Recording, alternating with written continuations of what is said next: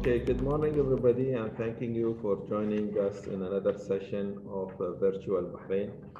We had an exciting day yesterday, and today we continued in the morning with cybersecurity. Now we have a very interesting topic, which is driving the evolution of digital banking. With the pandemic and restrictions on movement, using less cash and things like that, the banking sector and the central bank of Bahrain, especially in Bahrain, had to drive. We have people who were in the front line in terms of driving the transformation and the evolution of how payments and how banking behaves during these challenging times.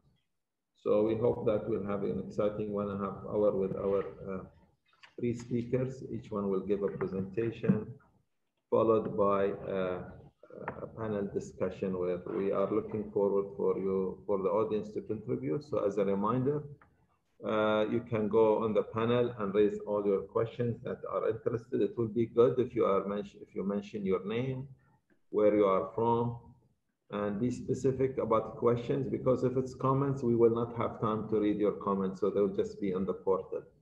But questions that we will transfer to the speakers and the panelists. So first of all, we are honored and joined today by Mr. Abdelwahid Janahi. He's the Chief Executive of Benefit. Mr. Abdelwahid joined Benefit in April 10, 2005. So time flies, Abdelwahid. Yeah, yes, absolutely. 15 years. 15 years. He has a BSc with focus on marketing, and from St. Edward University in Austin, an MBA from the University of Bahrain. Mr. Janahi brings to the company a total of 34 experience in the financial industry field, covering marketing, telecom, and business development. I am sure all of us in Bahrain feel how under the leadership of Abdelwahid, Benefit has changed the team and has changed the way they deliver things. So we really appraise them for the major changes they did to Bahrain, the positive way. So Abdelwahid, the floor is yours. Please go ahead. Good morning, everybody, and good morning to all viewers and participants. And first of all, thank you very much, Mr. Ahmed, for this introduction, and thanks for the organization and for giving me the opportunity to give you a highlight of what we have done. As you can see, the title is Our Experience in the COVID-19. Let me start a little bit of introduction, and then I'll give you the. I have a presentation that I will share with you soon. But I thought I will just touch base a little bit on this COVID, or the impact of COVID-19. I think the norms of the people's lives, change now, and I think we have to cope with the priorities changing. Now, the health and survival, it's becoming a priority these days. When I say survival, I'm not talking about only individuals, but I'm talking even about the organizations and the institutions. And we can see, it's the impact. It's on the whole world. It affected the economy, the trading, the banks, the companies, the travel industries, tourism. So you name it. I think nobody was an exception with COVID-19. However, in terms of our business, we are in the electronic payment business. So somehow this helped us to move faster. Although, our strategy, it was there since last year, and I will share with you our strategy. But this is something that really speeded up our process. So we noticed that both businesses, consumer, are highly alerted about this current situation, and the non-cash payment by consumers start becoming preferred options. Large businesses, SMEs, small merchants, the demands of the consumer and businesses are rapidly increasing, for the online transactions. So as Benefit, we align our agenda according to the national agenda. Like in general, we are focusing, on the going cashless, empowering digital services and digital transformation, elevating the innovation. Okay, so the default, if you can see the default online services, and becoming more important and more of a virtual financial institutions coming on board, with banks, PSPs, open banking services. So the non-cash payment, the way we look at it, it's becoming like a default, as we move on. And I believe, in my opinion, that the countries who have not set the cashless agendas will join in such direction and develop their, their national programs. Although I still believe that, a lot or big part of our society, they are cash-based, and this is a challenge. Although there are a number of initiatives, if we speak on the level of the GCC, lately you can see there are a number of wallets becoming, like in Bahrain, for example, we have the Benefit Pay, we have the Max Wallet, we have the B Wallet, STC Pay in Bahrain and Saudi Arabia, Mada Pay in Saudi Arabia, and lately I was reading even Oman, they have Thawani Pay. So each country, they have their own strategy and their own direction. But I think, this should be a multi-stakeholders, and I always look at it at the GCC level. Okay, and there should be an effort that should be part of the GCC national financial sector strategy. So, and the focus, it should be, like all of us, because if we come like as a GCC, it's like we always look at it as, as one market. And I believe both, consumers and bank, they have realized the advantages that they gain and learn during this pandemic time. And even central banks, they have set certain rules, okay, and laws. Now for Bahrain, alhamdulillah, we have a very proactive central bank, which they have already set, the open banking directive, sandbox framework, updated law about e-check, updated financial crime section, and EKYC related topics that also we are managing. It is all in the CBB rulebook. So fintech will continue bringing values and initiatives that will empower the digital banking era. And virtual and digital banks are becoming a fact, okay? And e-service is becoming really commodities these days. And we noticed that during the COVID-19 situation that, if I speak about the Benefit Pay enablement, it's increased incredibly during the last 3 months. And I will share the numbers with you in a while. Like even, it's not only I'm talking about large merchant, even the small merchant, even, the Instagrammers, the home businesses, even if you look at the fish mongers, or the fish market. So we have very nice example, which are, the individual business owners that really they are happy to work with this, the online business. Even the delivery services, by the way, is another area where we are seeing remarkably changing in cash usage, both consumer and delivery agents now preferring either online payment upon order placing or pay via, the e-wallet. For us in Bahrain, we use a lot for this payment and purchases, which is, Benefit Pay. So the Benefit Pay acceptance, which offer both QR and electronic fund transfer system, is becoming very popular and friendly in terms of usage, and becoming an options for the shops, as I mentioned, including for very small ones, food trucks, barbers, small vegetable shops.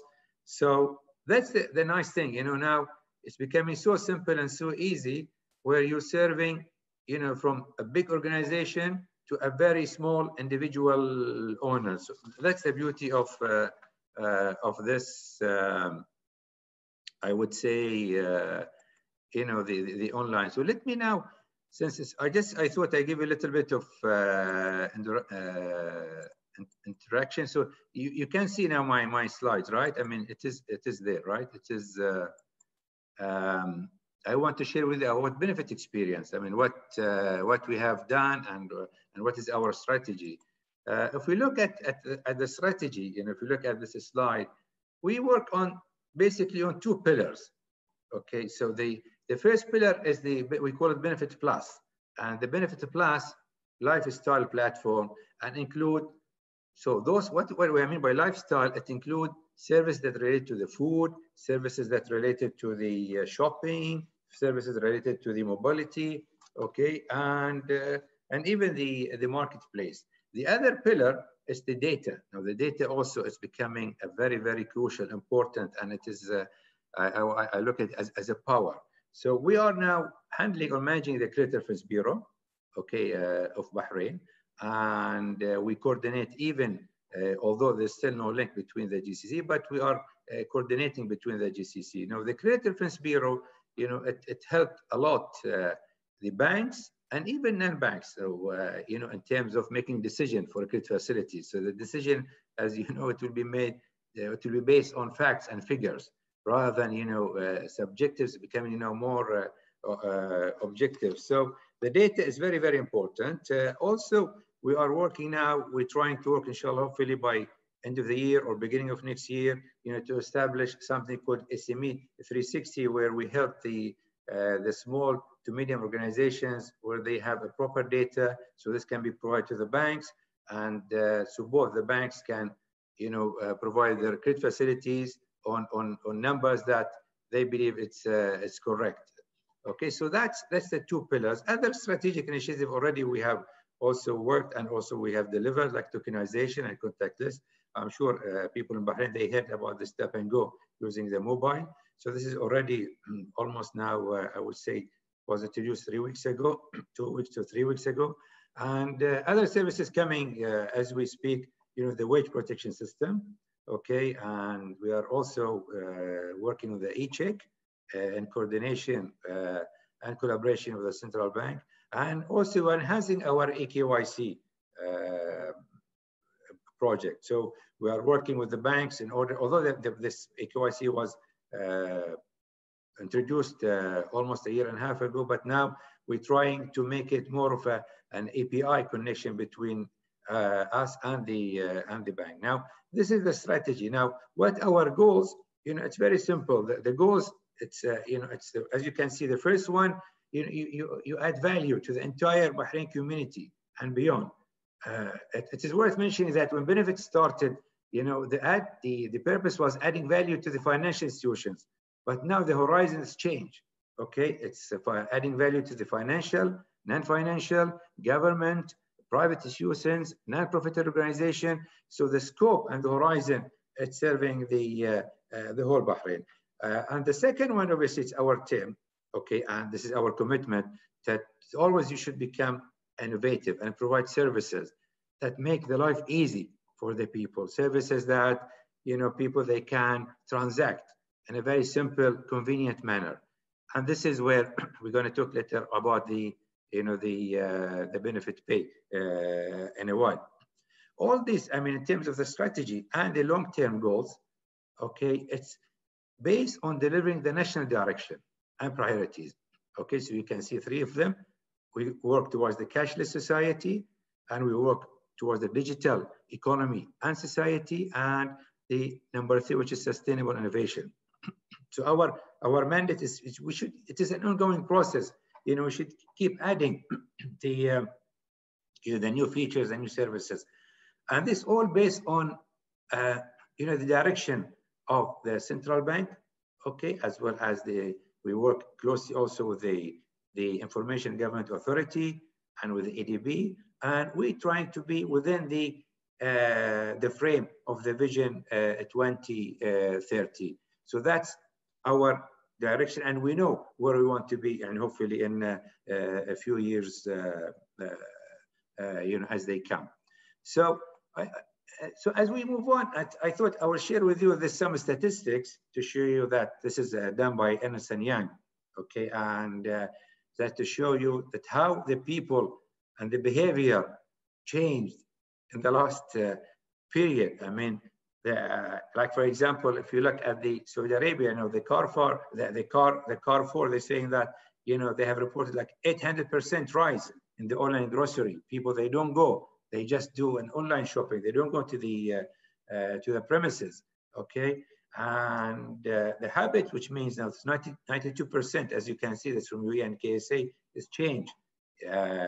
So people, they prefer to stay at home and make orders, although they like to go out from time to time, but that's because we know some people, they are scared because of the COVID. So if they have the facilities, then why not? You know, if I am sitting at home and I receive my grocery and I receive my merchandise, you know, very safely and in a very proper manner, why not? And if you look at the other side of the slide, they also the study, they just projected the next 2 years, what will happen. So if you look at that, you see almost the average we look, there will be a change around 50%. So the behavior, you know, 50%. So again, the cash will be a challenge. Okay, so we have to work hard. So it's not enough yet. So we have to work hard to convince the people to change their behavior, to less use of cash. I mean, if I just look at this, and for example, 47%, this is as their speculation, will do more grocery shopping online and will use more contactless delivery and cashless. Okay, 43% use less cash, the overall. So that's, I mean, just I thought I share with you that still we are, you know, in terms of the behaviors, we are 50-50. So we are 50%, we move towards cashless, but still there's a big challenge that we need to work on this. I remember I attended one of the conferences for Visa International, and one of the guy there during, that was a few years back, and he said, our challenge is not our competitor, it's not American Express, it's not MasterCard. You know, the biggest competitor is the cash. So this is where you just imagine the national scheme, they look at the cash as their competitor. So we have a mandate, by the way, we're working also with the central bank, that in order to work towards the cashless society. So going to the Benefit Plus lifestyle, if you look at the at the circle, I mentioned about those services that we have. Okay, I mean the lifestyle, and each lifestyle has certain services. And if you look at the gray round or circle, you will see there are like 17 services. And out of those 17, we managed to implement 10 out of that, and we are working on the rest. And we have to be fast. Okay, so we cannot take our time, and our team, they are, you know, always on their toes. And I always say that, I use this, we used to say the big will eat the small, okay, or the big fish will eat the small fish. Nowadays we see, I mean, the way we see, or I'm sure you know about this, but I thought I just to refresh everybody, so that, you know, thought it is, we always say that the fast will eat the slow, so regardless the size. So size doesn't matter. So you have to be fast. I think fast is the key word. So if you look at all this, the life cycle segments, it's all towards cashless. It's towards lifestyle. It's towards that, you know, targeting whether young people or traders or older people, in terms of the food. So everything will be in your mobile. Okay, eventually. So you do everything, it will be in your mobile.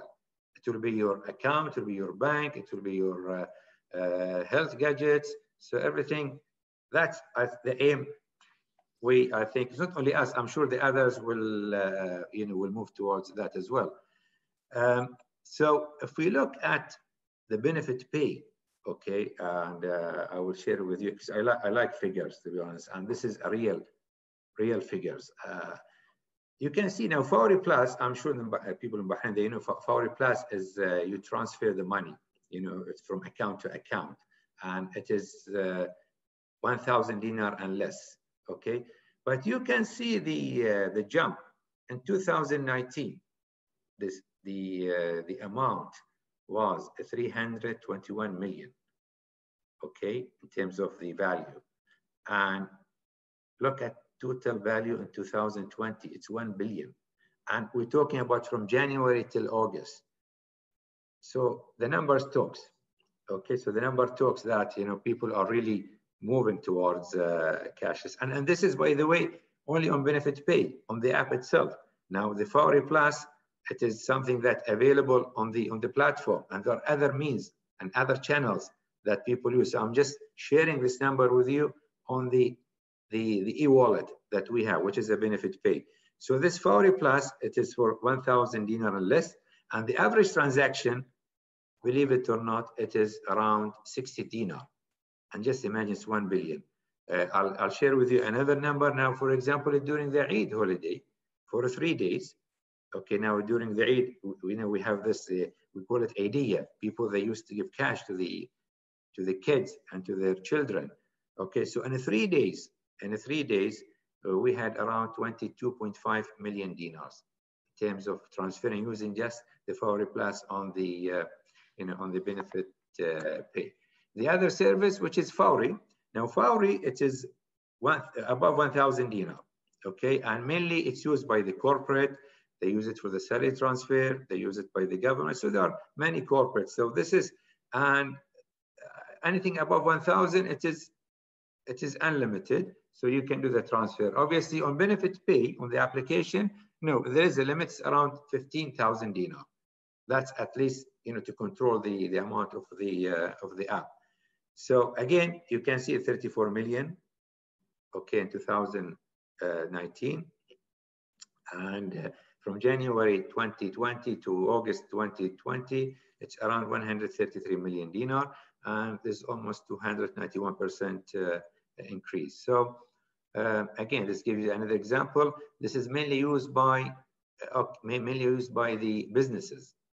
And so it's not only individuals mainly on the Fawry Plus. Now, the Fawry is more towards the corporate and businesses, although some individuals as well, they use the Fawry because the Fawry, it happens twice a day.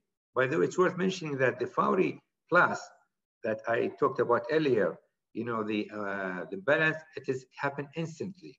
Okay, so the mandate, the amount should not go more than 30 seconds. But the actual, what we notice nowadays, it's around between 6 to 7 seconds when you transfer the money. Another service that we use on Benefit Pay, again, based on our platform, which is Fawatir, it is like an electronic bill payment presentment. This is also, we notice there's a big jump. This is mainly used by the universities, the schools, you know, to pay their bills and to pay the fees, used by the real estate. We have a long list to be landlord, facility management, you know, the rent collectors, the insurance companies, they use it, with the charities as well. You know, we have an icon as well, you know, it's a charity that people, they transfer the money for. I mean, the licensed charities organizations, and already they are available as well on the Benefit Pay. So if you look at the overall, you know, in terms of the Benefit Pay, we introduced a number of services lately, and one of them is the fuel payment. Okay, now the fuel payment, this is something that everybody was so happy because you sit in your car, okay, and you just link your app to the whatever pump they put a petrol for you, and then the moment your tank is full, you receive a message, you approve, and you go while you're sitting in your car. Okay, so this was introduced in May 2020. Now from May till August, okay, we have sorry for the interruption. We ran out of time, but you can continue to wrap up. Okay, but no, I think this will be the last one. Okay, now the one we have, this is very interesting because we have 1 million transactions that it's from May to August, and this is it was received very well by the public, and and we have around 130,000 customers. The same thing with the donation. Okay, you can see the figures. I mean, I don't have to mention since because of the time.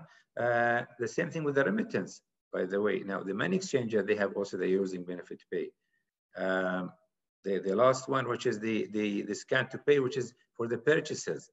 Okay, many people they use and they pay online using the scan, scan to pay. So even when you use it while you're sitting at home, you pay your deliverables, you pay your delivery, you pay for your merchants.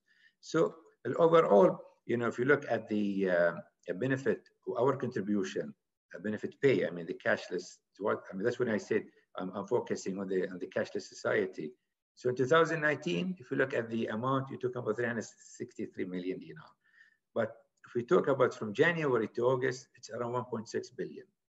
So there is an impact. So the whole thing, I mean, our by the way, our principle that always look at the user experience. You make it simple, you make it convenient for the people, and listen to the people what they want. And many of the things, by the way, that we have done and we keep adding, it's because we're receiving the customer suggestions and customer input on this. So, okay, so sorry for being, I thought maybe, sorry for being a little bit longer, but I think I just thought I'd give you this some highlight on what we have done, as we moved on during the COVID-19 pandemic. Thank you very much. Thank you.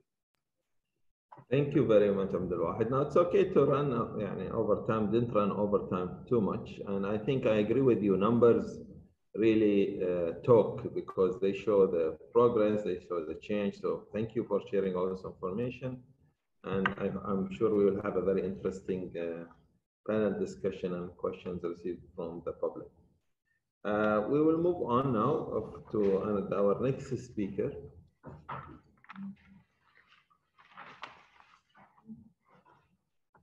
Is it? Yes, I'm just checking the sequence. Okay. So we have with us our speaker and panelist, Mr. Amr Janjua. I hope I'm pronouncing it right. Yeah, perfect. Okay, good. Amr is the Chief Project Officer at Ion Digital. Formerly, he was the Global Business Transformation Leader at NCR Corporation. Amr leads the product team to drive customer engagement and platform adoption. He has over 20 years of experience in building and delivering digital products and capabilities for blue chip organizations like NCR and Lloyd's Banking Group. He has been credited with delivering various multi-million-dollar digital transformation initiatives across the 4 continents.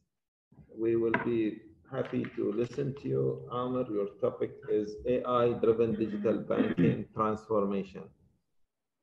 Please go ahead. Thank you very much. Thank you very much, Ahmed. So I'll just share the presentation.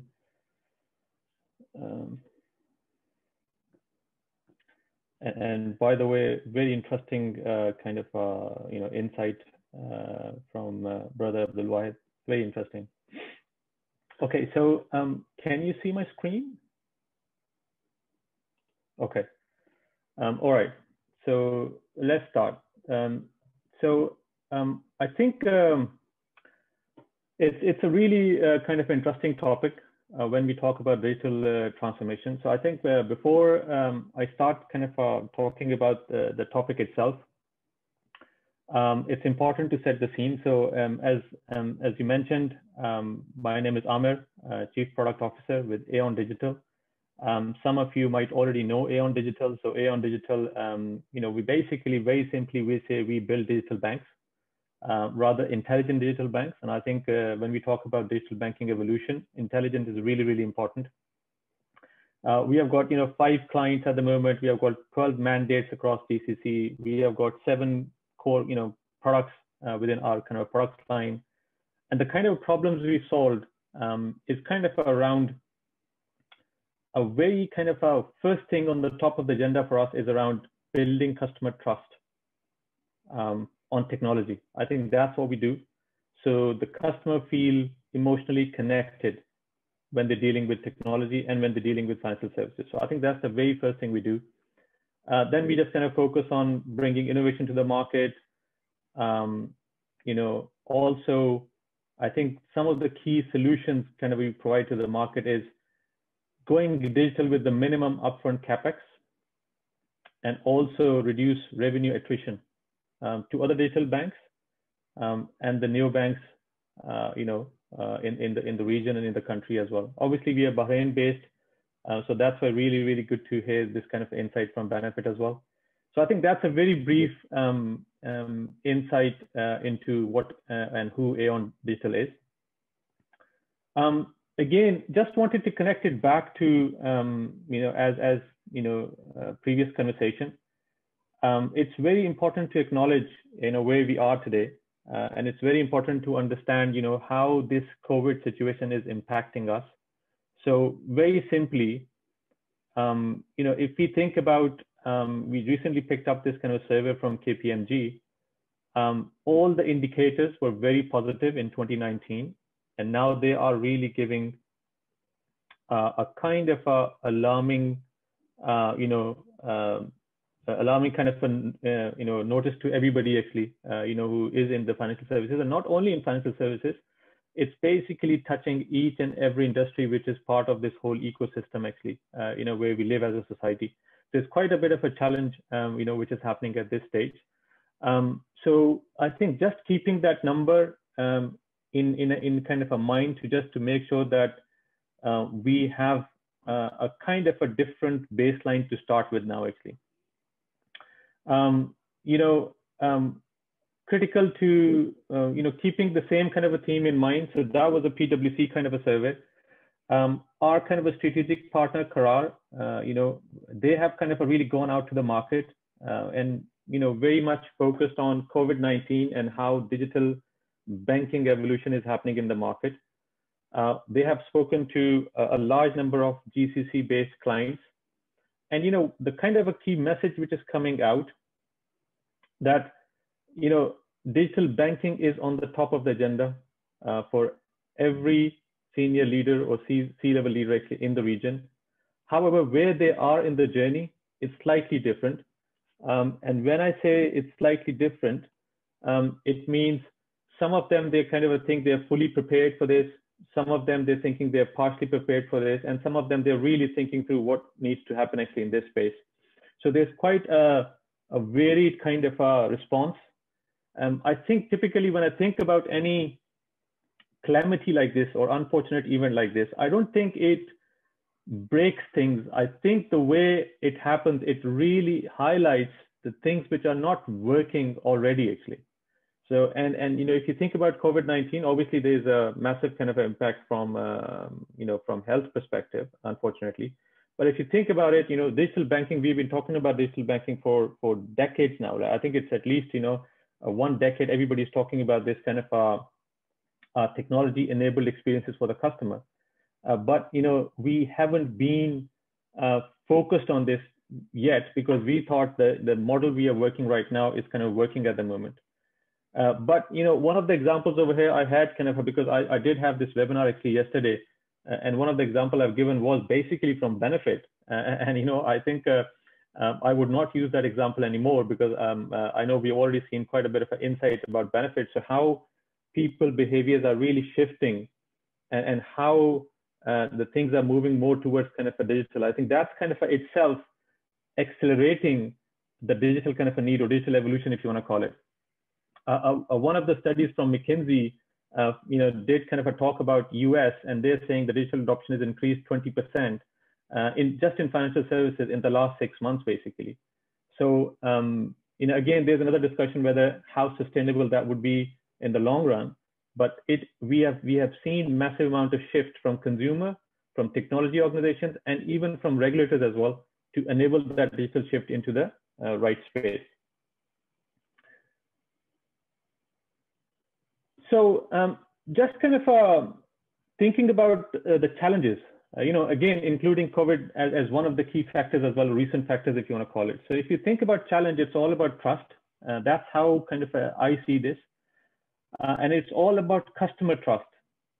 But important thing to consider is that, this balance of trust is shifting from human or physical to very much digital and virtual. And I think that's the key.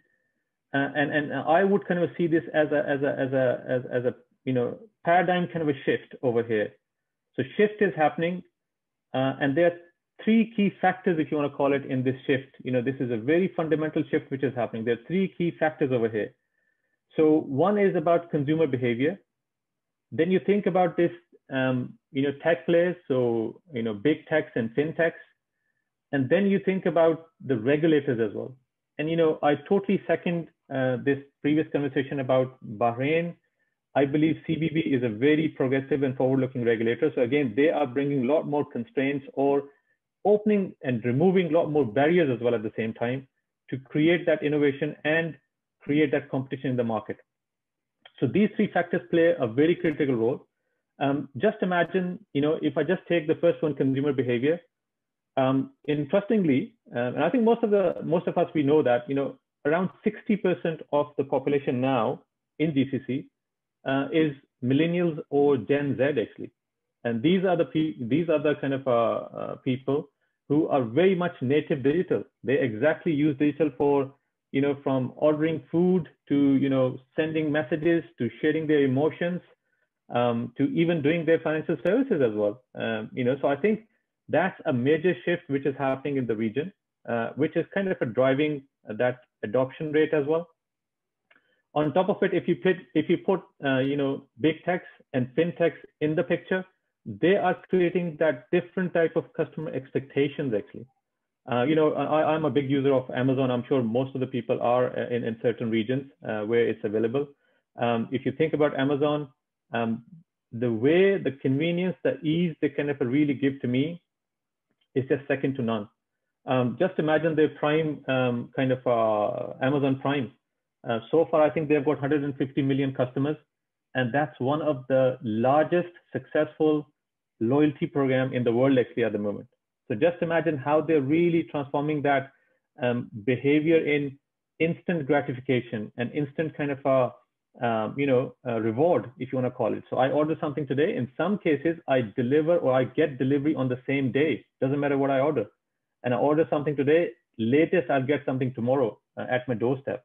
So they are totally changing the whole kind of expectation on how we interact in different kind of a space in our daily life. And then there are challenger banks, they're coming on top of it and then kind of reshaping the consumer experience.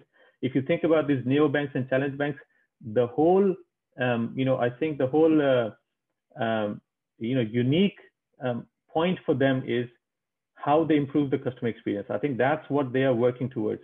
And if you just think about these challenger banks, just taking example of Europe, they kind of are roughly the top 15 kind of, fintechs.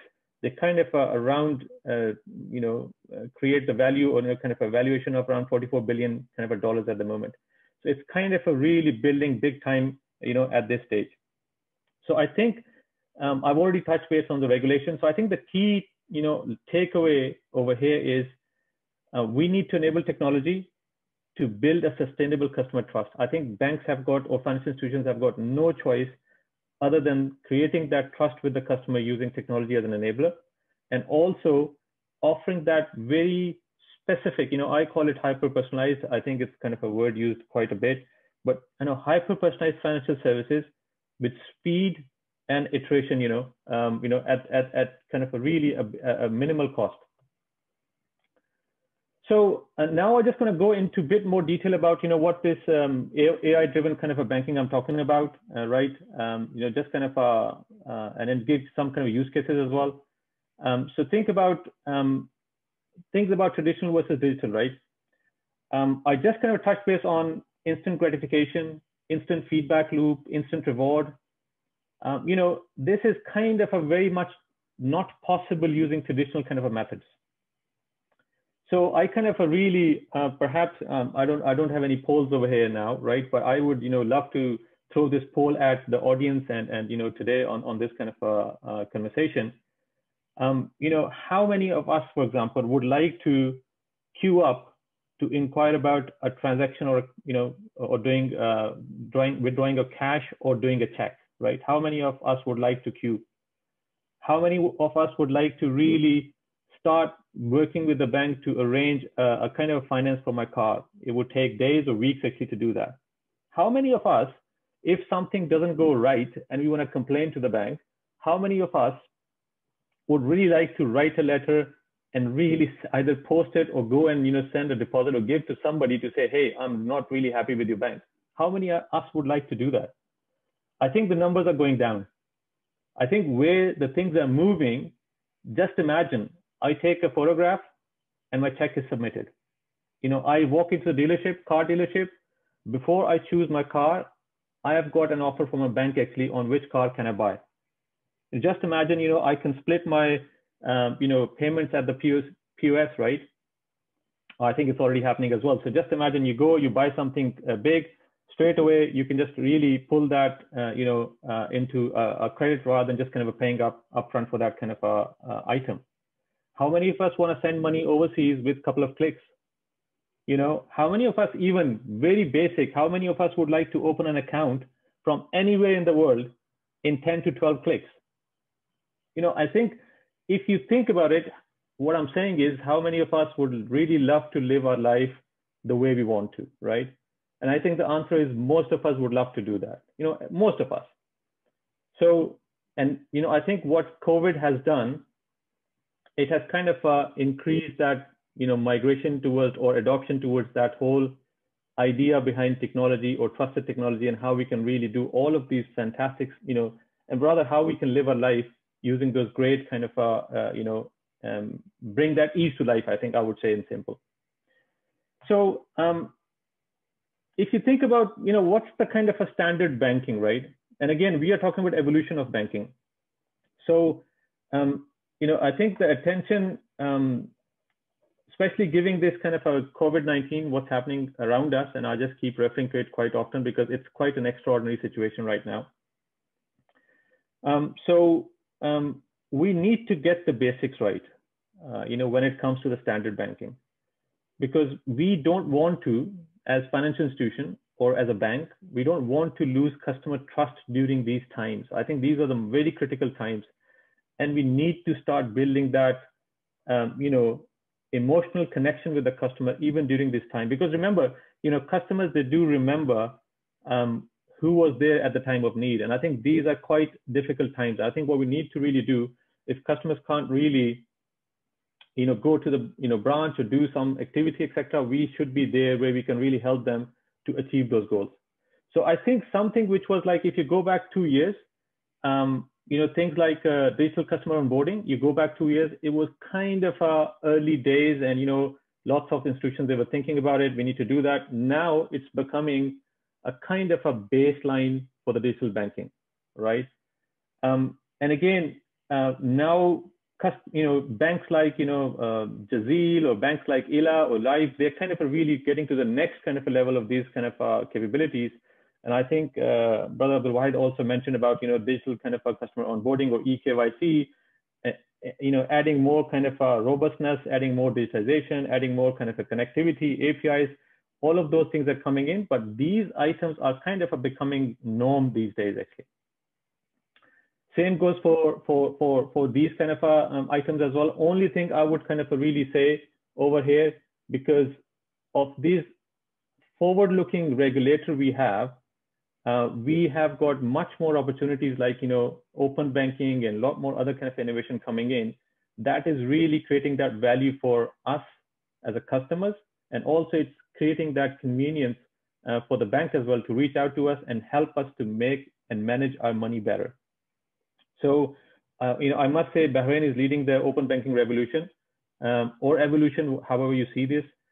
It's massive. It's big time in US. It's kind of a really, did catch up in UK and just rest of the Europe as well. And, I'm very glad to say that, within GCC, Bahrain is kind of leading the way. And, we have seen much more kind of attraction in this space. But the thing is, it's just the start. And at this stage, the kind of account aggregation or kind of services we offer, they kind of are quite a standard services until those kind of initiatives are fully embedded into the ecosystem. So now these are the kind of, I would say these are quite a basic kind of a standard digital banking, which obviously we work with lots of our customers. We kind of offer these kind of standard banking services as well. So now if we move towards the role of AI, it's very kind of critical to, I think, set the context. And when I say set the context, the data economy in the Gulf, or GCC is, kind of about 4.7 billion in 2019, which is like 0.3% of the GDP, as compared to Europe, which I think it was 1.9%. So again, there's a massive kind of a potential for us to really start moving into this big data economy. And I know we talked about digital economy. So there's a massive potential for us to really use data as really a key differentiator in the market to enhance consumer experience, to enhance products and services we deliver to consumers, and to enhance efficiency and kind of operational excellence as well. I think that's really critical. If you think about, excuse me, Amr, we ran out of time, so sorry for that. You can wrap up if you can. Okay. So let me wrap up pretty quickly. I think we set the context. So now with power of AI, we can do multiple kind of enablers. So very simply, I pick one example out of it. Again, digital onboarding. I'm not sure how many of us are aware of this. If you really think about the problem itself, in UK still we have got around 40% abandonment rate actually while customers are doing digital onboarding. So in kind of GCC, very high numbers of abandonment rate as well when we're doing the digital onboarding. There are multiple things from AI perspective we can really do to really reduce that churn, if you want to call it. I think there's massive power in that. Accounts, investments, fraud detection, some of the really key use cases. When we start building these kind of capabilities and platform in AI, we can start enabling very smart, very intelligent kind of experiences and also services and offers to the customers using AI. Very similarly, we can just do, when we think about open banking, I think open banking has got massive potential where AI can play a massively critical role to, again, enable that exceptional customer experience, helping them managing their money so well, but at the same time, really bringing in this kind of automation to improve the operational efficiency from bank side as well, or financial institution side. So just want to quickly touch base on one of the use cases we are delivering for one of our customers, which is purely driven by Aon Hikma. Aon Hikma is our AI platform. So very simply, I just kind of give 1 minute on this. Very simply, very first kind of initiative in the region. It's purely cloud-based. It's taking all the data into the consideration. It's really doing the deep learning. And it's kind of really doing this deep learning to predict which customers might have a potential to churn in the next 3 months, next 6 months, and next 12 months. And the kind of a savings and the kind of a return on investment on this one use case is phenomenal. So when we talk about the accuracy of our algorithms, we are almost getting 80 to 85% accuracy. You think about saving, almost if a mid-sized bank, it's almost between $500,000 to $1 million saving every year just by implementing this one use case. And if you think about the return on investment, it's around 800%, which is exceptional and phenomenal. So I think it's just the start. When we're talking about how we enable our financial institutions and how we enable the right kind of products and services to the customer, AI is really driving that scene, and it's just the start. We have got at least 10 more use cases in the pipeline to help and enable financial services to achieve that. I think very quickly, I want to wrap up because I think most interesting part would be to do a panel discussion. So this is the very last slide for me. If you think forward, AI would be driving a lot of change, but again, the other factors which would be part of it, think about regulatory kind of a thought process. It's been quite rigorous in the last year or so. I think it would just remain the same, most like on AML, KYC, etc. I think there would be more focus on that. Rethinking of business model, very critical, because it's all about, and it's kind of taken from KPMG study, it's all about how you shift your mindset to deliver a very different type of experience to the customer, which is all driven by technology. And that's why there has to be a massive rethink about how we really rebuild our business model.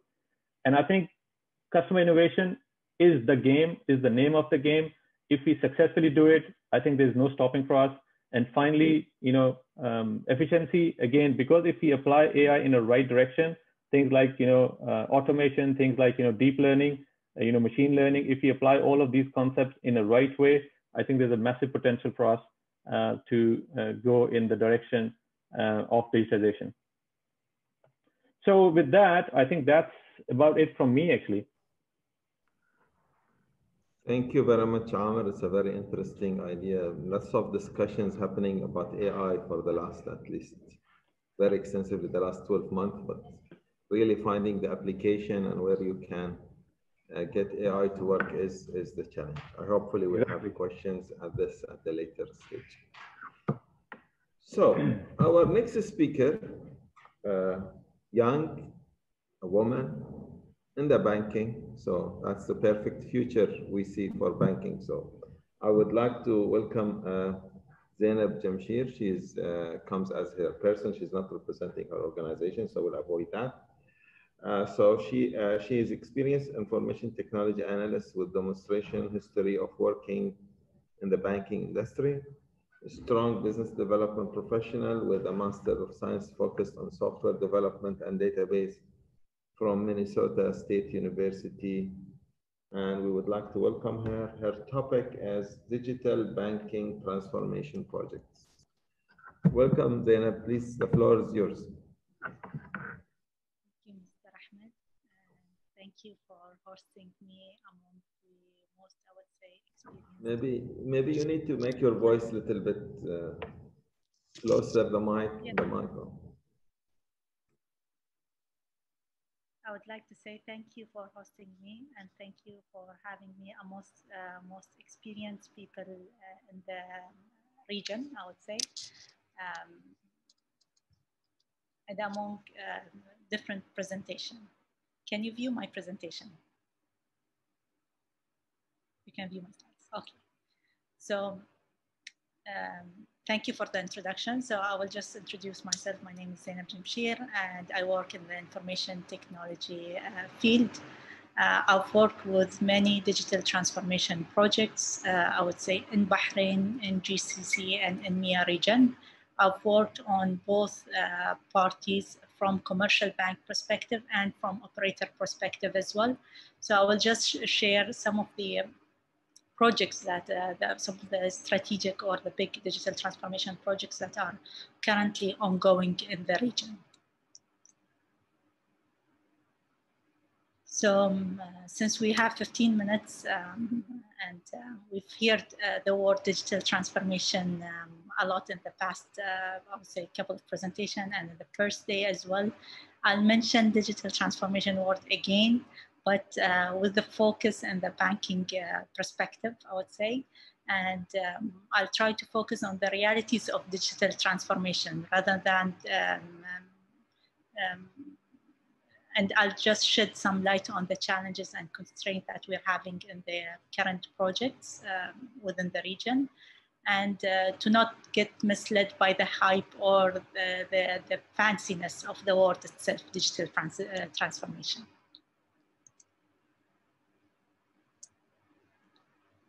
So as a general concept, and as Mr. Amr Janjawahi explained, digital transformation is one of the key aspects to focus for on the consumer.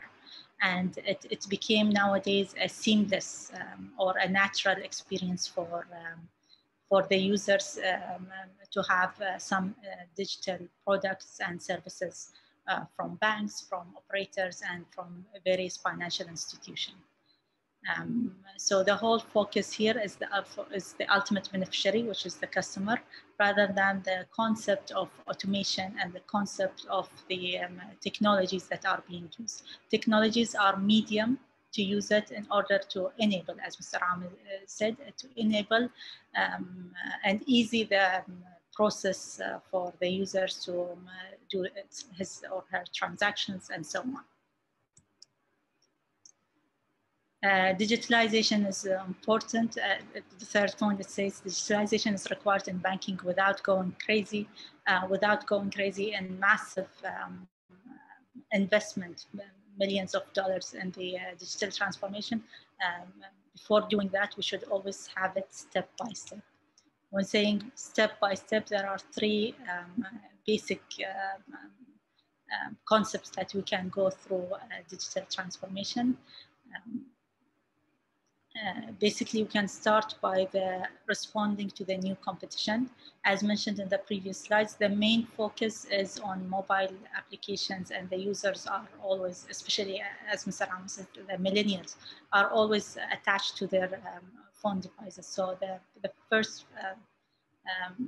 concept or the first direction for banks to go with is to try to cope with this competitions by focusing on the enabling the services through the mobile to become easier experience for the clients. Second, once we have tried to adapt to this new competitions, we need to go on the second stage and try to see what are the core banking system, what are the actual infrastructures that is available in the banks in order to enable those infrastructure to interact with other patents, with the new financial institutions, startups, fintechs, how to link those startup fintech solutions with the actual I would not say old technology, but the current infrastructure, the current core banking that exists in the banks. And the latest stage, which is the strategic positioning, which is having the ultimate solutions that currently we want, or everyone wants to have a user-friendly dashboard for the customers. They want to have the banking to be available 7 days, 365 days a year. So all those customers are demanding these points. So in order to be able to have a correct infrastructure, correct technology, we need to have to think of strategic digital transformation. I will shed some lights on some of the strategic projects currently in the region. As Mr. Abdel Wahid Janahi mentions, benefit is one of the top, I would say. I did not include it in the presentations because I knew there would be a full presentation on it. We are lucky actually to have benefit pay before the pandemic. We started using it before the pandemic, and throughout the pandemic, the numbers just raised very high. So we were lucky to have such technology, such digital transformation and infrastructure ready prior this pandemic. Some of the other strategic projects, when I say strategic, it means changing the whole infrastructure, changing the way that we are having the financial transactions within the region. I'm having 3 projects in my slides. Project within the MEA region, which is Buna or Arabs, a project within GCC region, which is GCC RTGS, and a project within Kuwait, which will be linked with GCC RTGS, which is KNPS. To start with GCC RTGS, which is a project initiated by the 6 GCC countries to enable the cross-currency and single currency within the region. So such strategic project, it enables us to have a big jump, I would say, in how we transfer the transactions within the region. And instead of waiting 2 to 3 days to receive your transactions when you have a cross-currency transaction, you will have it within the same day. So I'm just having example, if you transfer from a bank in Kuwait as KWD to a bank in Oman, you will receive the transactions through the medium of GCC RTGS. So as I said, we had 3 stages of digital transformation. These projects reside in the latest stage, which is strategic digital transformation. The second projects we are having is Buna or Arabs, which is part of the Arab Monetary Fund initiative. This project, again, it will change the way that we are having the transactions within the region for multi-currency, US dollar, euro, and how we are transferring the money between the Arab countries. The third project that we are having, which is Kuwait National Payment System. This is one of the, I would say, again, strategic projects in Kuwait. It's being initiated by the Central Bank of Kuwait. The KNPS will have multiple services to show just that the digital transformation is not one simple stage. It can combine multiple stages. So the KNPS will include the wage processing or salaries processing. It will include the transfers between the ministries within the country, and it will have the infrastructure ready for the digital currencies. So when we say digital transformation, as you said, we can enable few programs and try to cope with the technology, or we can have the current infrastructure and add petals to it. But in these projects, they're actually reinitiating how the transactions are happening, reinitiating the whole infrastructure in order to easy the transactions processing within the regions, whether if it's within the country, for example, with KNPS, or within GCC countries, or within the Arab countries.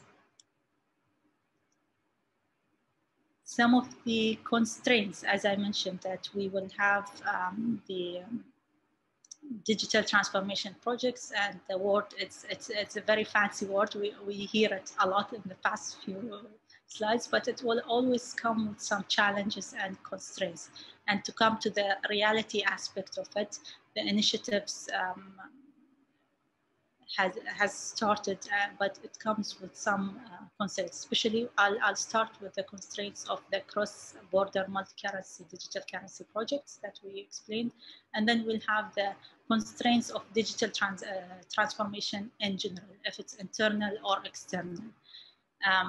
When it comes to the cross-border multi-currency constraints, one of the main constraints, I believe Mr. Amr mentioned it in his slides as well, which is complications of the systems, of how to set up the systems, and complication or operational challenges that they will have. Basically linking the domestic RTGS, linking the core banking of the commercial banks with such systems, it's a bit complex setup. Since it's a new initiative, a new setup, a new technology, I would say. Other constraints, it can be the governance of the cross-border currencies. It depends on the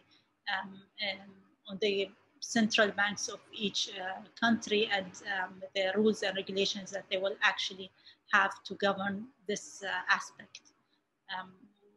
One of the most important points, and I think in all banking sector, which is compliance. We have the anti-money laundering. This is one of the key concepts, or one of the most word that you hear in banking sector, which is compliance and AML. Again, how to comply with this aspect in those digitalization projects and those new technologies. And the last point is, especially in the projects that I have mentioned, is the foreign exchange conversion. Since we talked about GCC RTGS, or we talked about Buna Arabs projects, one of the key challenges that they have is the FX rates, and how the transactions will transfer from one country to another with specific FX rates. When it comes to GCC countries, we have 6 countries. 5 of the countries which is tackled this issue as FX is being picked with the USD. One of the countries, which is Kuwait, it's being picked with a basket of currencies. So this is one of the challenges of how to calculate the FX rate, to use the technology and transfer basically in an easier, faster, secure way. Some of the other challenges for digital transformation in general in banking sector, we have some external challenges and we will have some internal challenges. I'm just shedding light on the challenges because we've heard the concept, we all know the concept, we've heard it in many fields yesterday and today. So I'm just shedding some lights on the banking constraints that they're currently having. And so one of the external constraints that the bankings or the financial institutions that they're having in digital transformation is investor expectation. They always expect that once they invest X amount of money, they expect a very fast return of that revenue, especially in IT. There is always a challenge for investors to invest in IT and as it's being a cost center rather than a revenue generator center. Inconsistency of data regimes restricting financial institution ability to generate value. This with the last point is basically on the rules and regulations that each central banks they're having in order to enable the digital transformation. As Mr. Amr again said, the open API banking depends on the rules and regulations of each country and how the banking and financial institution sector, they can cope or they can compete again once the rules and regulations change and they try to be in the first line of adopting those new rules and regulations. The third point is lack of enterprise readiness and capability by fintechs. So we have many fintech initiatives. We have many startups that they provide digital solutions and to help the current banking and current financial institution to ease their works, not necessarily in the financial transaction, but even in other area, whether if it's back office or front office. Agility is one of the keywords for those fintechs and startups. However, this agility word is always a challenge in the big banks and to cope with or to collaborate with the fintechs and the startups. Some of the internal constraints of digital transactions for sorry, Zainab, we ran out of time, so you might want to wrap up. Yes, I'm wrapping up. This is my last 2 slides. So I will not go over all the constraints of internal constraints, but one of the key constraints as we see in the current banking is the lack of enterprise agility, as I mentioned, and the traditional risk conscience. Basically, many big banks are very cautious on how to invest in digital transformation and what are their expectations for it. So this is one of the key constraints, I would say. I will just go to the next slide just to highlight what would be next, since we know what is digital transformation, what are the stages, what are the current projects, and the challenges. I highlighted 3 slides in my presentation on the challenges just to show some reality of digital transformation. What's next? The easier way of doing digital transformation rather than spending on rechanging the whole infrastructure is to do it on bits and pieces. Basically, thinking of ways of using the current infrastructure, the current technology that exists within the bank, and apply additional petals, additional technology on top of that until they reach to the maturity or strategic digital transformation.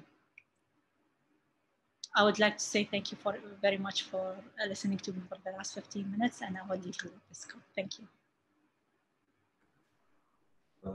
Thank you very much, Zainab. I think it's very informative and looking at a different perspective when it comes to digital transformation in banking, because really I personally believe in the few years back, I will not qualify them, the digital transformation in banking in Bahrain was slow compared to the rest of the world, and I hope we see a different thing happening in the coming months and years. Okay, with this, we will move on now to the question and answer. We have about 15 minutes to do that. And we have some questions on the portal. See if I can find them.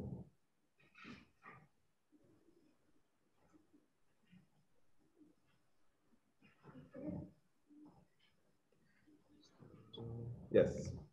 So, first question I have, I will skip some of the comments because it will be difficult to, a waste of time really to get comments, so that will be enough time. So the first question is from Mr. Rashid Al-Sanan. Thank you for keeping yourself known. And it's a question to Mr. Abdul Wahid. Question for benefit pay. When are we likely to see true cashless wallet where money being transacted within benefit pay accounts and without bank involvement, maybe referred as prepaid? So is the question say when we're going to have the prepaid on the benefit pay? Yeah, and without involving banks and other risks. Yeah. In fact, the whole, thank you very much, Ahmed. Thank you, Rashid, for the questions. This is one of the features that we are looking at. To be honest, I don't have exact date. Understand because many e-wallets, they are based on prepaid account where you just top up your card and then you pay. Benefit pay is more this account based from IBAN to IBAN. But to be honest, I cannot give you a date, but hopefully, and we'll take that into consideration. And in order for us to make it a proper and a full e-wallet, and I think it should be in, definitely it is in our, it's a list in our agenda. And I don't have an exact date, but hopefully, we will work on it, inshallah. The second question is, I'll give it to Amr. Again, this is an anonymous user. Assalamu alaikum. FinTech argues that AI and chatbot systems are the future. A current key project in chatbots, for example, Benefit or others, how effective do you feel chatbots will be the next solution in the next 10 years? My current sentiment is that more intrusive than effective is the current state, where they prefer an agent rather than a chatbot. So what do you think about chatbots, AI? This is his opinion, but he's asking in 10 years. Yeah, no. Really great question, and thank you for that. I think there's a wider kind of context over here than just the chat box. I think the whole idea is either you, how do you really engage with the customer? I think that's the whole idea. There are multiple ways of doing this. And obviously, if you can imagine, I think 5 years ago, 10 years ago, everybody was saying branches would be obsolete and nobody would be using branches, but that's not the case. Most of the people, they're still using it, right, for various different reasons. So very similarly, we do believe, I think as a fintech, that chatbot is really crucial to open up new engagements with the customer. And when I say new engagements, it could be understanding what they want to do, understanding what their needs are, and really connecting the right part of your organization back to the customer using chatbot. And when you talk about conversational AI, that can play a really important role. For example, a couple of banks, in the region, we are talking to them about when their millennials and Gen Z customers talk about them on social media. Obviously, as you know, social media is quite big, and especially if you think about Saudi market, Twitter is quite big, etc. So when those customers are talking about specifically about that bank in the social media, how can we pick up those sentiments? How can we transform them into actionable insights using conversational AI or chatbots? Like it's not exactly chatbot, but still, at the back end, you're using this AI, conversational AI. And then how can you really transform that into an actionable item from the bank teams, actually, whether it's customer services team or some other teams, they can pick up and reach out to those customers directly and start talking to them about it. So that's just one kind of a way of interacting with the customers. You can open a whole new channel where you can do sales and service. Now chatbots are becoming very, very intelligent. So it's not only just, frequently asked questions. It's basically they do the intent recognition. They exactly know what different languages. I think Arabic is one of those languages where they can pick up all these kind of feelings, emotions, intents. So I think there is a big future out there. And, one of the very important benefit of that would be, if you want to truly build AI infrastructure, you need two things. One is a very good set of data and a very diverse set of data. If you have these two things, I think on top of it, you can build a really strong AI kind of infrastructure. And when you talk about diverse set of data, chatbots do provide that diverse set of data because every time you engage with the customer, you record that data digitally, and that data really transforms into that set of data which can be used to make different actions or outcome-driven kind of a conversation with the customer. So I think there is a massive potential for this. I think the rest of the channels need to align with this, chatbot channel as well. I think it can't work in isolation, and rest of the organization needs to be fully aligned with this new channel which we want to introduce in the market. So I think there's some work needs to be done to make sure we effectively use that channel, but there's a big potential over there. Thank you, Amr. Thank you for this. The next question. Yes, please go ahead. Sorry, I forgot to mention that following the questions raised by Mr. Rashid, already, by the way, if you look at Sadim, the fuel repayment, Sadim card, which is already, it is a prepaid, which is available, on Benefit Pay. So the features, we have no problem at all. It's only that it's the matter of how we work with the financial institutions in order to have this kind of cards to be, loaded on the Benefit Pay app. The features already there. Now, as I said, 133,000 people that are using Sadim. It is a prepaid. So I just thought, just to highlight this. That's good to know. Thank you for sharing this. Now, the next question is from Naji Mubarak Tayyib. When do you forecast to have digital currencies overtaking the use of cash currencies in the GCC and MENA? Zainab, can you take this question? Digital currencies, or you see this too far from you? One of the key constraints that I mentioned actually for the digital transformation is the digital currency. As I mentioned, one of the projects actually, KNPS, they initiated the platform and this infrastructure for digital currency, but did not announce yet when they will actually use it. So not all banks in the region are ready with the current or with the right, I would say, technology and infrastructure to start using digital currencies, but it will actually come once the setup is ready, or once the regulators actually they force it, I would say, to start using it. Thank you, Zainab. I have two questions. They are almost the same. The one is from Tosin Arojolo, and it's the same question also from Rashid. And I think it's to benefit. When can we see international transaction or international transfers on benefit, or there is an obstacle? Thank you very much. It seems Rashid today is focusing a lot on benefit, which is, I appreciate that. This is something that already in the process, and inshallah we are already, we have initiated this, and we're almost in the midway. Okay, that people will be able to transfer international, just like what they do it now on the local market. And this is something, inshallah, will be added to our Benefit Pay as a feature that they can do this international transfer. And hopefully, and hopefully very soon. In fact, if we are targeting an end of the year, but we'll see. Already we are negotiating and discussing this with the certain parties in order to make it live.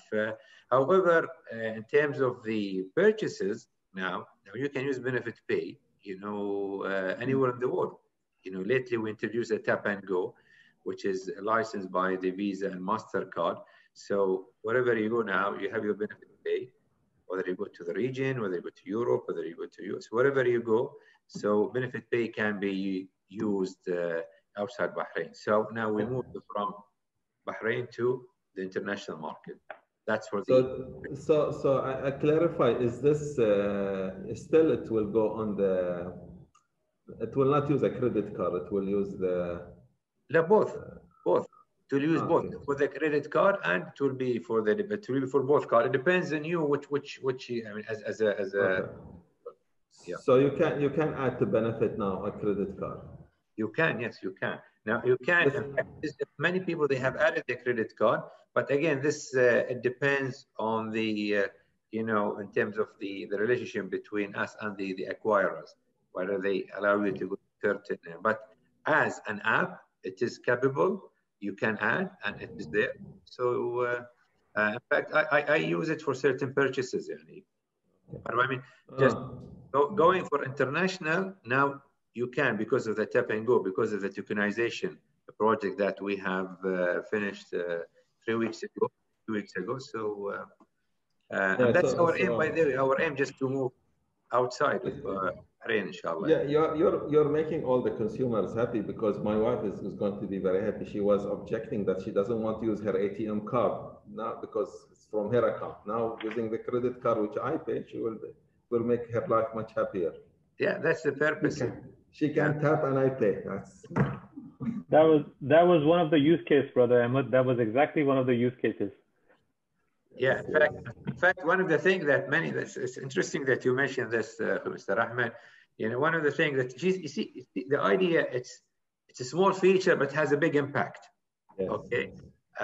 So one of the features that we have, and still many people, although we did advertise and we did promote, but I noticed that the husbands, they don't mention it to their wives. Okay. So maybe on this platform, I hope the wife, they can see that there's something called a request for payment. Okay, so where somebody can send you that request, and then you have the right to say yes or no. And if you send it to your wife, if your wife sends it to you, then it's up to you to say no, and then you will have the consequences. But a feature that many people also they have appreciated. That's good. That's good. So I have a general question. It's a statement and general question. I'll give it to the three of you, and I would like an answer from each one, because this is where I want to conclude some findings on the digital banking or innovation in digital banking. So we see that from the statistics, at least that Mr. Abdelwahid shared with us, there was a huge increase this year in terms of transactions, amounts, and probably numbers. So can we conclude that pandemic drove people to use more contactless and digital? And I know you say that, but it's very important to have it as a conclusion. And the second statement, which is continuing, is how can we sustain this? Will we see a drop again if the pandemic disappears, or we have the pandemic has successfully managed to change the behavior of people? So, Abdelwahid, you can start, and we can go. Sure. Definitely, if you look at my presentation, initially we had a plan even before the pandemic. Our strategy was toward the cashless. It's from, if you look at, I shared with you from 2019. Now, yes. Pandemic obviously speeded up the process. That's for sure. And you can see a big, and this is like a hype, on in terms of the transactions. Pandemic, it helped that many people, they started to refuse receiving cash, because you hear a lot about the cash. It has a lot of one of the notes that has a lot of germs, and people now they prefer online and they don't like to receive cash.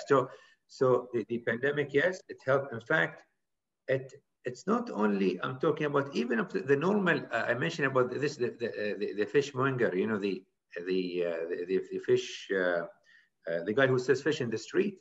By the way, he use now the benefit pay. The barber, they use benefit pay. In fact, one of the fishermen, he called the other day and he said, I want to thank you. Okay. And I said, why? He said, they use, you know, in Bahrain now people, he called the fisherman, the man, just deliver this amount of fish to my home. And then, you know, in the afternoon you come and I'll pay you the money. So he said, you saved me a lot of a trip.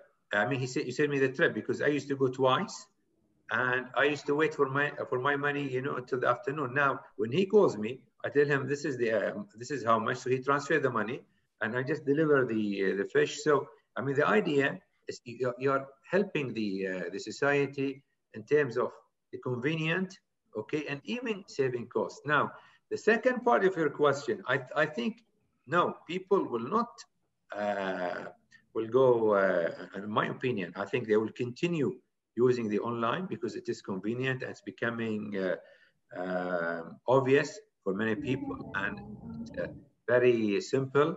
Okay, and as we move on, you can find, you see that the solutions that provided by the fintech institution that, you know, making life easier for the people. So, and just imagine even, you know, the age factor has an impact because, you know, if you look, many young people, you know, they are moving toward this. So I think it will continue. Inshallah, and we get rid of this pandemic, inshallah, soon. But in my opinion, it will. I don't think it will drop down. Maybe a little bit, but it will be more like a natural growth. I think. You know. Thank you, Abdullah. Amr, your thoughts on that? So, you know, I just kind of, I've been reading this McKinsey report recently, and I think one of the conclusions they said, what we have achieved in the last 16 weeks, it's kind of almost equal to 5 years of kind of adoption and acceleration, basically, right? So it is a rapid acceleration. If I just take, you know, again, we are talking about contactless quite a bit. So if I just kind of take an example of a contactless payment in UK, for example, it started in 2007. You know, that's where they started doing this, you know, tap and go or contactless payments. So until 2018, it was just 51% of the total kind of payments actually in the UK. So you just imagine around 11 years it took them to the adoption, although it's such an easy thing to do, to be honest. Once you start doing it, you're like, I'm not going to go back. But just to get people to that stage where they start using their tap and go, it took them 11 years around to get to 51%. And from the last 12 months, I think they have added 10 to 12% more actually. So now the ratio is going around 60 to 65%. So again, it's a massive uplift. And if you think about US was far behind actually on contactless or tap kind of a payments. In the last 6 months, they have increased massively, around 12 to 15% adoption from customers. And basically it's now coming to 45%, you know, of the total kind of a transaction doing the tap and go. So again, I think adoption has always been a biggest challenge. What this COVID has done is kind of removed some of the barriers where we have seen some inorganic kind of a growth into the adoption, which is amazing. I think I very much kind of aligned to Brother Abdul Wahid. I don't see the drop massively after this because it's all about convenience. If you find the convenience in this, I don't think you would go back to the non-convenience. I think it's very simple. But because it's not an organic kind of a growth, there would be some dropouts towards the end where people might slightly go back to the old ways of doing it, but it would be a very small number actually. And majority of the trend or trajectory would go towards positive actually from here. Thank you. Zainab, can you please also share us your thoughts about that? I totally agree with Mr. Janjua that the contactless or tap and go, you mentioned the example of the US and other countries. For Bahrain, recently we have the CBP issued the rule that all banks should have the actual credit cards or debit cards to have the feature of NFC or contactless and tap and go. So by end of this year, all banks will be changing this in Bahrain. So by beginning of next year, probably the numbers will go higher in Bahrain in this aspect. And the other, this is one of the opportunities, I would say, in this pandemic. The other opportunities for banking sector is the number of, as we've seen, there are massive changes in the health sector. So number of deals and the number of transactions in the health sector is actually increased for the banking sector. So even the banks, they have some opportunity in this pandemic as well. It's amazing. Maybe this is something I should not share, but I will share because it shows my history. The first bank I interacted with, forgetting Bahrain, during my university years, was Saudi Arabia, it was Riyadh Bank. And when I joined the bank, the mission was to move from ledger, paper ledger, where the cashier registers how much he took from his cash. He opens another book and then he writes how much is in his ledger and his account. And it was a very painful thing for the employee and the customer. And to what we see today, without mentioning the details, and I worked, strangely, my first job was with a bank and I stayed there for almost 7 years. And we transformed, but even what has happened, and again, the same message, what has happened in transformation in the last few years is really nothing to what the banking did. So it's very amazing that what you in the sector are introducing is making people's life much easier, it's making things faster, and you order food, you buy things, you pay, you transfer money to others. It's an amazing thing. And I cannot really, with all this change now, cannot even predict what the future will happen, the long-term future. I think it's amazing. And I think in the pandemic itself, when it came to Bahrain, specifically, I will not talk about the world. We were lucky because we had lots of things ready. The benefit is one good example. Some of the banks have already moved on going digital more and more.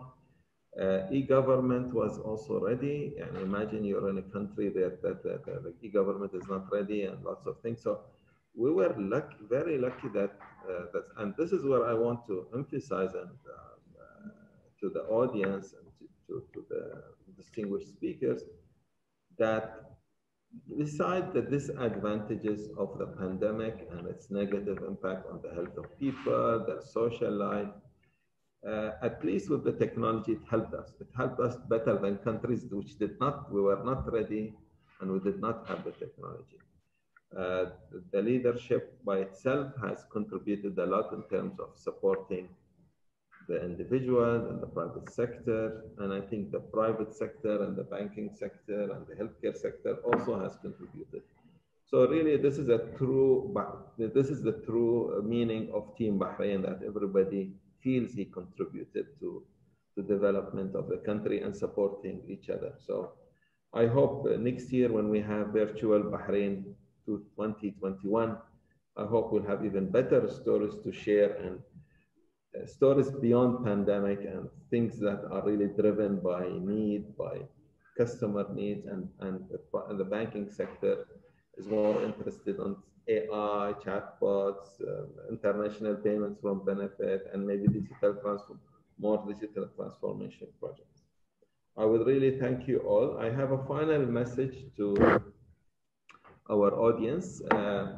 One, the presentations will be available on the platform for you to view and download, even recorded.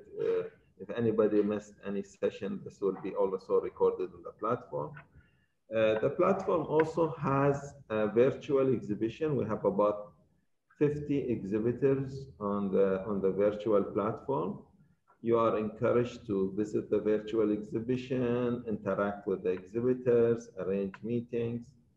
it's a good of experience. This is, I think this is truly the first virtual event that we have in Bahrain, not only from Zoom and conference, but it goes beyond that. And I think trying it is a good experience, and we need your feedback to make these things better in the future. Thank you again, and if you have any final words, or we can close our session. And thank you very much again. Thank you very much, Ahmed. Thank you very much, really, and thank you for the panelists. And it was very beneficial. You know, it was like, you know, it's more of a cross exchanging the information, and I appreciate your efforts and you know, and as an organization, something that I think that we keep doing it. We need it. We should update ourselves. And for me, it was very fruitful, and I'm learning. Yeah. So that's part of our learning process. And thank you very much. Same here, Ahmed. Thank you very much to everybody, to the panelists, to the guest as well. Amazing kind of experience. Thank you very much for providing this, and thank you very much for. I know there's a massive amount of effort goes behind the scenes to make it so seamless for everybody on this platform. So once again, thank you very much. And I've learned a lot so much, and I think it's so much amazing conversations across different areas of the industry, which is amazing. So thank you very much. Thank you, everyone. On my side as well, thank you. It was interesting to see all the presentation. I attended the first day and today as well. And thank you to BTEC and Spartec for organizing this event, and for you, Mr. Ahmed, for inviting me. Thank you. Thank you all. Goodbye. Have a good day, and be safe, please. Bye-bye. Thank you. Thank you. Bye. Bye.